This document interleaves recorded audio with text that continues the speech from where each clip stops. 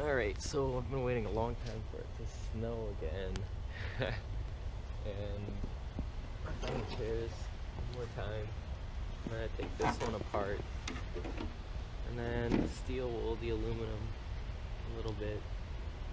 It's a good time to clean off the fiberglass too while it's snowing. And I've also got this other Eames armrest side shell.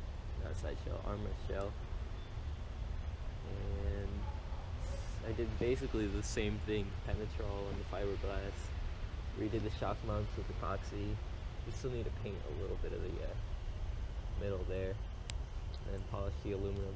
The only thing new on it is the new shock mounts, and the casters are different just to work with the carpet we have inside. I've got the originals lying around somewhere I could find.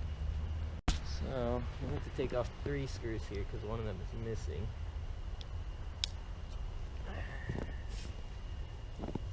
Metal on these can be kind of soft sometimes, so you really gotta be careful not to strip them. That one's not bad. Some of them have a lock washer sometimes, but usually not. And that one's already loose.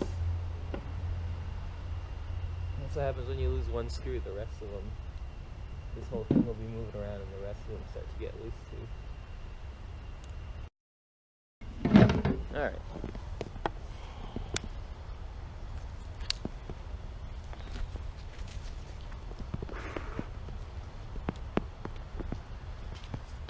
Base, it's actually not too bad under there. I think it's just dusty.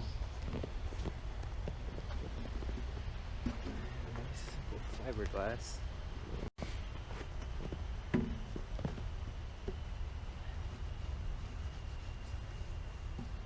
it up while it's wet here. I think most of the stuff on here is just like dirt and grime. Some fucking tape on here. Who knows how long that's been there. And there's a little, I think it's like paint.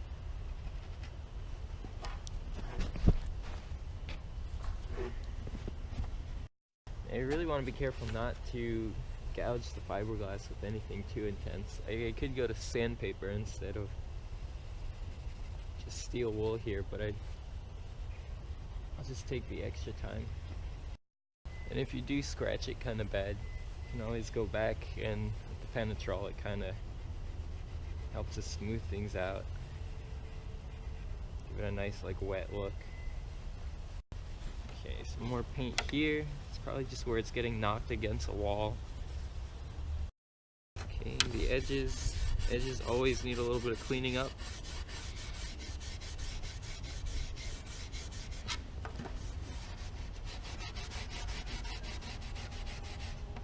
Like I said, don't go overboard.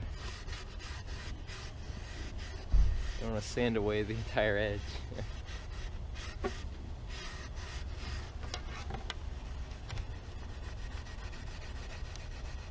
like that, that's all wall paint. This was in like a kind of subdued yellow-white room. You can tell because every time this thing gets banged against that wall, it's got a little bit of that paint on it. Okay, so there's a fiberglass gouge here, and right somewhere, I think it's here. Fingers are going numb. Okay, there's your Herman Miller logo. Alright, always want to be really careful not to sand that out. If you are, this thing's got this little mark here is messed up, but the rest of the logo is 100%. I don't know if that'll show up. Now it's missing the little paper and glue label here. It's not a big deal, a lot of them are. But I think I'll get off the rest of this like glue residue while I can. Yeah, that came right off. What really fucking pisses me off is when you find like when people spit out their gum and stick it on the chairs. It's fucking gross, don't do that. Especially not on an Eames chair, come on. Okay, I don't know if this is gonna show up, but you can see the flats here, here, and here for a wider mount of shock mounts. those usually go on the like scholar desks. They've got a little folding desk that goes on the side, and the chair base is just wider than this one here. Not really sure why, but that's just the way they are. So all of your fiberglass shells will have those flats, extra flats. You'll either be mounted out here, and then you have the flats here, or you're mounted on the inside, and then you have these out here. Alright, I say that's pretty good, pretty clean. So you get more of the edge here.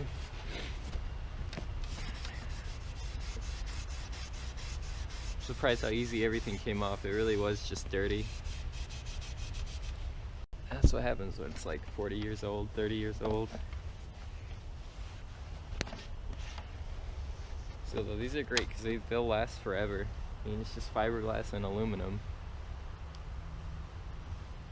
Only things that really need to be changed out every once in a while is the shock mounts.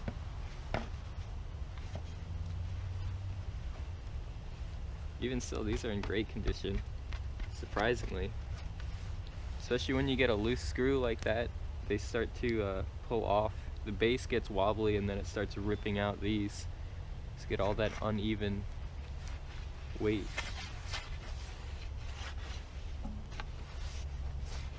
All that extra slop and movement. Alright, let me just hit more of the edge, and then I should be done with this.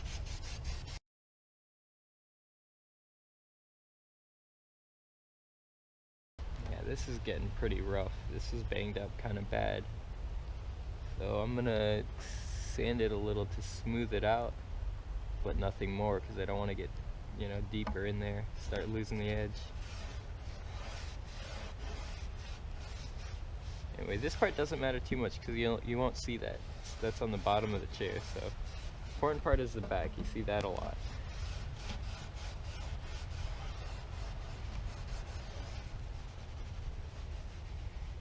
Alright, that's good enough. Not bad. Cleans up well.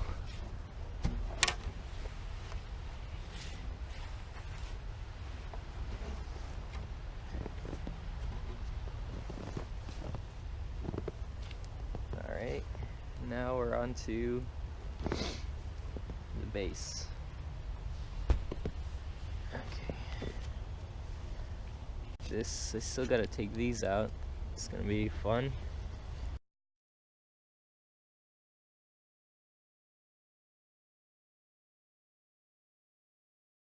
Anyway, I'm not gonna go too far on this right now, just because I'm gonna have to do other work on the chair, and it's gonna get all messed up and dirty from that. I mean, I'm talking specifically of moving these around. Might end up chipping or doing something to the aluminum here that I'm gonna need to polish off afterwards. So I'm just gonna do a really light pass over all the nasty, mostly just getting out the dirt, a little bit of that I guess it's kind of rust. It's just a little bit of corrosion. The rough stuff.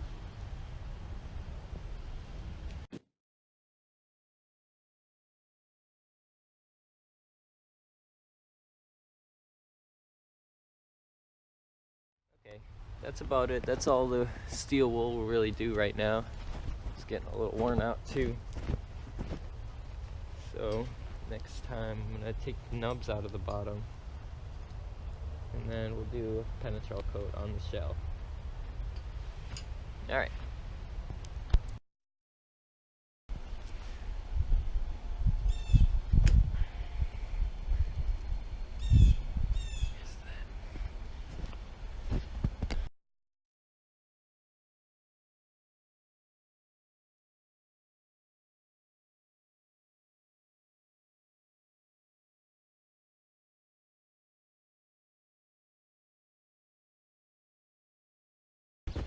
Okay, so I decided I did want to redo the shock mounts on all of these, so I've taken the 3 off, basically just by chipping out this overhang of epoxy first, and then just getting a screwdriver in there, like so. Probably want to wear like safety glasses if you do this, because the pieces kind of do go flying.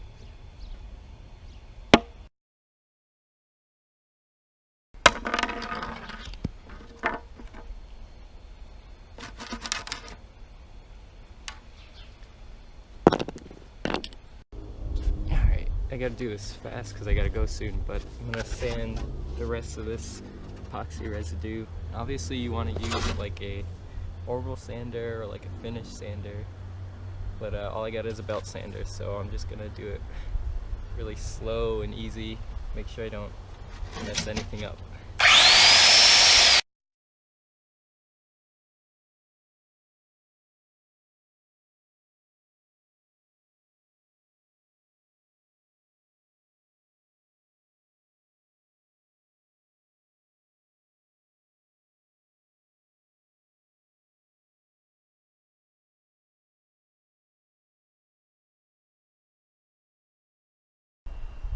Do the rest by hand.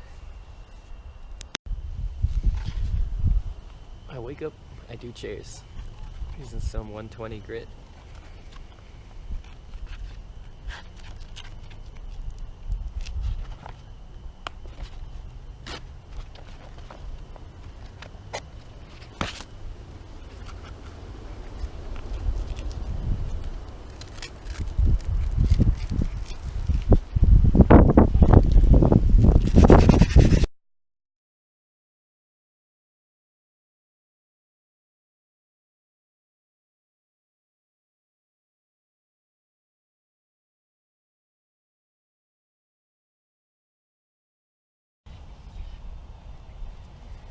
Alright, that's all for sanding.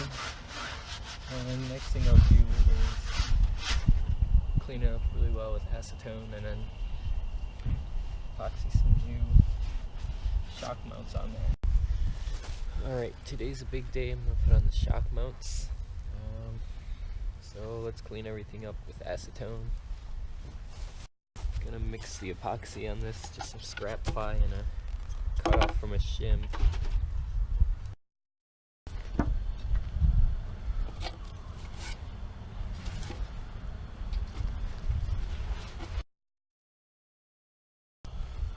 Put one of the last shock mounts back on the base.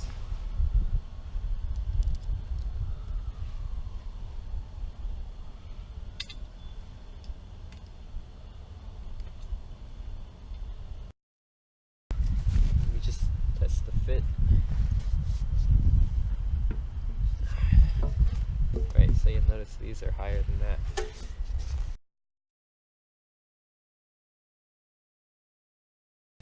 Now I've got a nice, clean, fresh rag.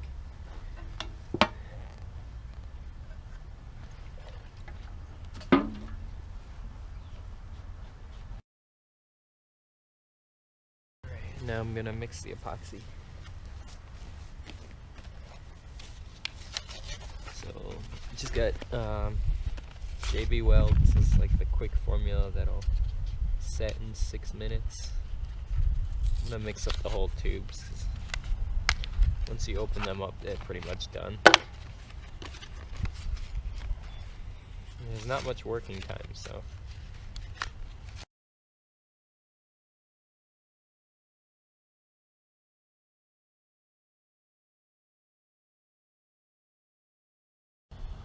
Well, that didn't go very well.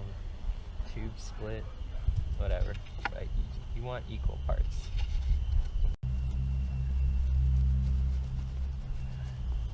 So once this gets mixed, that's it's go time. That's 6 minutes. Alright, here we go.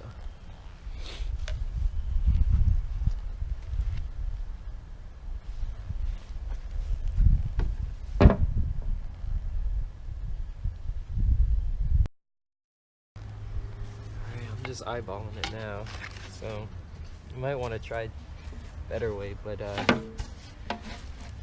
here's what I got. Just lining it up.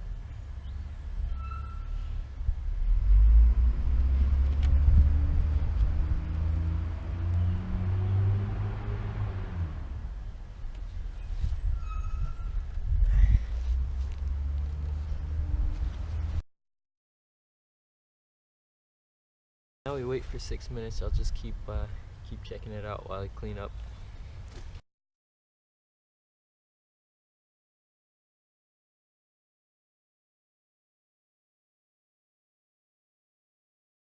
So that's it. I'll leave it on a nice level surface to set completely, and then I still gotta polish these and put the feet in, and penetrol, of course.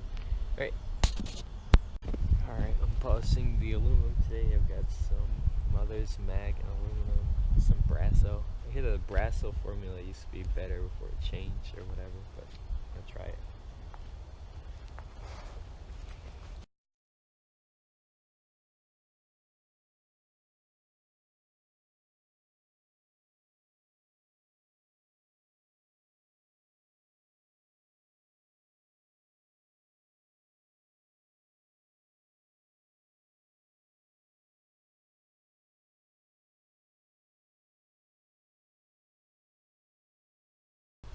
Alright, world's shiny again. Okay, one more thing. We'll put the feet in now.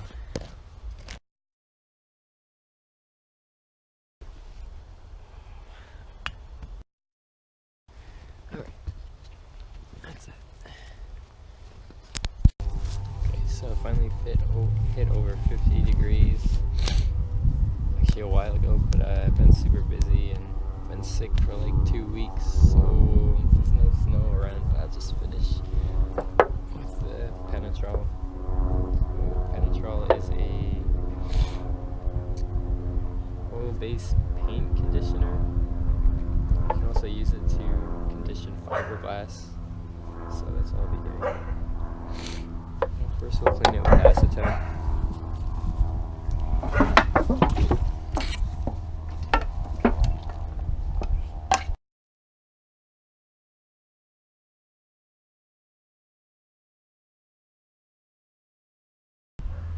Actually, one more thing. Everything here is for sale, except for this one. This one's for me. I'll probably sell it later, though. Everything's in different levels of completion. Yeah. So you just rub it on with a rag to let it dry. You don't want it to get too thick.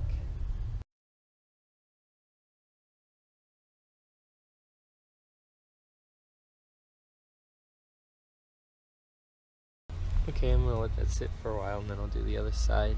Maybe actually tomorrow, or whenever I have time. Just about done here. It's the same thing for the other side.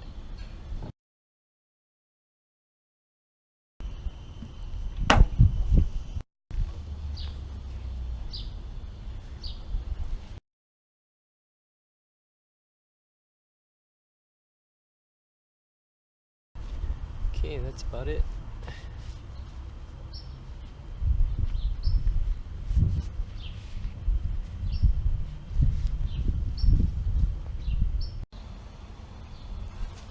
Alright, so I'm done. The coat came out a lot better than I thought. Got rid of all these scratches, things like that. So, yeah.